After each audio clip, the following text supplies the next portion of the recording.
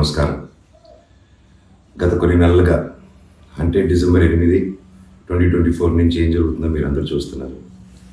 మీ అందరికీ my apologies, నన్ను క్షమించండి. ఎందుకంటే ఈ ఒక సమస్య నేను ఎవరి కోసం అయితే పోరాడుతున్నానో మా స్టూడెంట్స్ కోసం అండ్ మా కాలేజీలో ఆపోజిట్లో ఉన్న పని చేసుకుంటూ ఉన్న ప్రజల కోసం అండ్ వ్యాపారాలు చేసుకుంటున్న ప్రతి ఒక్కరి కోసం. అండ్ నేను ఫస్ట్ నుంచి దాని మీద మాట్లాడుతుంటే అది తప్ప డైవర్షన్ చేస్తూ నా మీద అటాక్లు చేస్తూ నా కుటుంబ సభ్యులను లాగుతూ నన్ను ఒక మనిషిని ఎన్ని విధాలుగా ఇబ్బంది పెట్టాలో అన్ని విధాలుగా ఇబ్బంది పెట్టేస్తున్నారు. అండ్ భయపడతారు అనుకుంటున్నారేమో, అది జరగని పని, ఈ జన్మకి జరగదు. అది నేను తప్పు చేయలేదు. నా మీద, నా భార్య మీద దాదాపు 32 కేసులు వరకు వేశారు. 32 కేసులు ఢిల్లీ నుంచి వాళ్ళ మనుషులతో, తిరుపతి నుంచి, హైదరాబాద్ నుంచి, ఎన్ని కోర్టులు ఉంటే అన్ని కోర్టుల నుంచి, ఎన్ని కలెక్టర్ ఆఫీసులు ఉంటే అన్ని కలెక్టర్ ఆఫీసుల నుంచి, అండ్ అన్ని బోగస్ కేసులే. అండ్ అన్నింటికి నాది ఒకటే రిప్లై, ఎందుకంటే నిజానికి ఒకే వర్షన్ ఉంటుంది, అబద్ధానికి అన్ని వర్షన్స్ ఉంటాయి. క్లుప్తంగా ఈ మధ్య జరిగింది.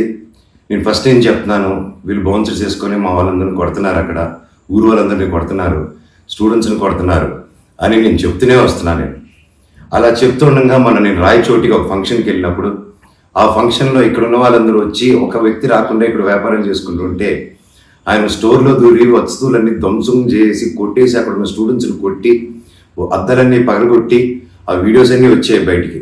ఇంకా చాలా వీడియోస్ ఉన్నాయి. అన్నీ నేను చంద్రగిరి సిఐ గారికి ప్రతి ఒక్కరికి ట్రాన్స్ఫర్ చేయడం జరిగింది. ఓనర్ ఇంకా కనిపించలేదు, ఆయన ఏమయ్యాడో ఎవరు దీంట్లో ఉన్నారో తెలియదు.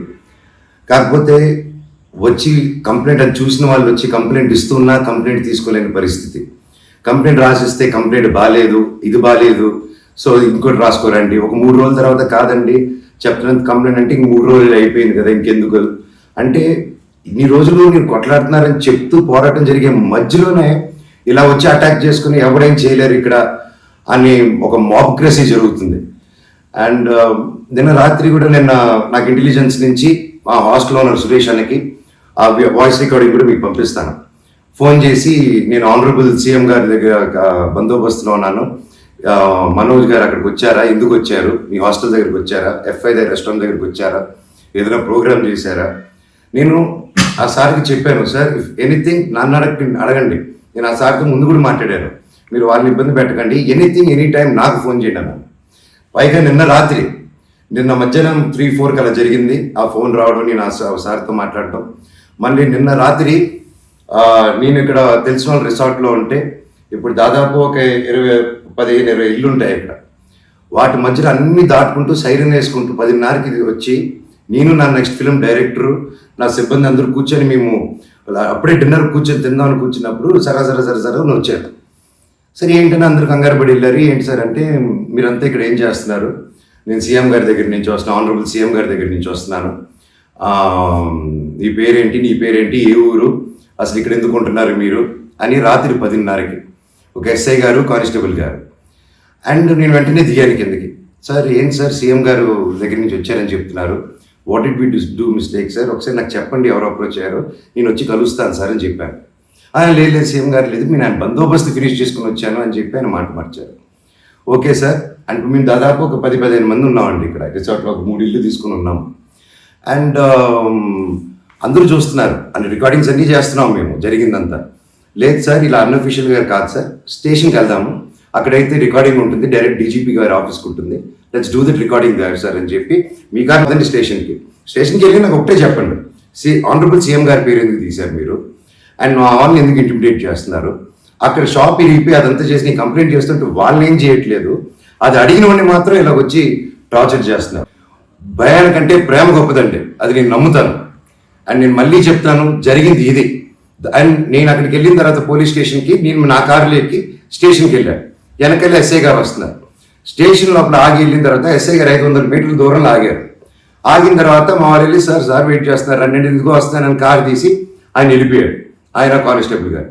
నేను లోపలికి వెళ్ళి హెడ్ గారు ఉన్నారు, ఇంకో కానిస్టేబుల్ గారు ఉన్నారు. అయ్యా కెమెరా ముందు మాట్లాడదామని చెప్పి, అయ్యా ఇలా వచ్చి నన్ను డిస్టర్బ్ చేశారు, ఎందుకు చేశారంటే ఎస్ఐకి ఫోన్ చేసి నేను తీయట్లేదు సార్ అంటే స్పీకర్ పెట్టండి అన్నాను, అన్నీ రికార్డ్ చేశారు. అండ్ అఫీషియల్ ఆ కెమెరా ముందే మాట్లాడుకున్నాం, దయచేసి పోలీస్ స్టేషన్లో జరిగిన రికార్డింగ్స్ కుదిరితే చూడండి, మీరు తెప్పించుకొని ఏం జరిగిందో. ఇదండి జరిగింది. అండ్ ఎస్ఐ గారు రాలేదు, ఎవరు రాలేదు, నేను ఇక్కడే వెయిట్ చేస్తున్నాను. ఈలోగా సిఐ గారు ఫోన్ చేస్తే నాకు మెసేజ్ పెట్టండి సార్, మా వాళ్ళకి నేను ఇక్కడ నన్నే ఇంత ఇంటిమిడేట్ చేసి నన్నే ఇలా తొక్కాలని చూస్తూ ఉంటే ఇంకా మిగతా వాళ్ళందరినీ ఏం చేస్తారు సార్ మీరు, నేను ఊరి దాటాక వాళ్ళని ఏం చేస్తారు సార్, వాళ్ళకి ఏం ప్రొటెక్షన్ ఉంది అని చెప్పి అనడం జరిగింది. సో ఇది జరిగింది, ఎందుకంటే ఒక్కొక్కరు ఒక్కొక్క న్యూస్ క్యారీ చేస్తున్నారు. But this is the facts happen. నా దగ్గర ప్రతిదీ ఫ్యాక్ట్ ఉంది. నన్ను తప్పు అయితే నా షర్ట్ పట్టుకున్నాను వరే మనోజ్ తప్పురా అని అడగండి మీరు, I'm ready for that. But దీంట్లో ఈ జరిగిన దీంట్లో ఏది నాది ఒక తప్పు లేదు. అండ్ ఈరోజు కూడా I'm going to meet SP గారు ఈరోజు 5 గంటలకి.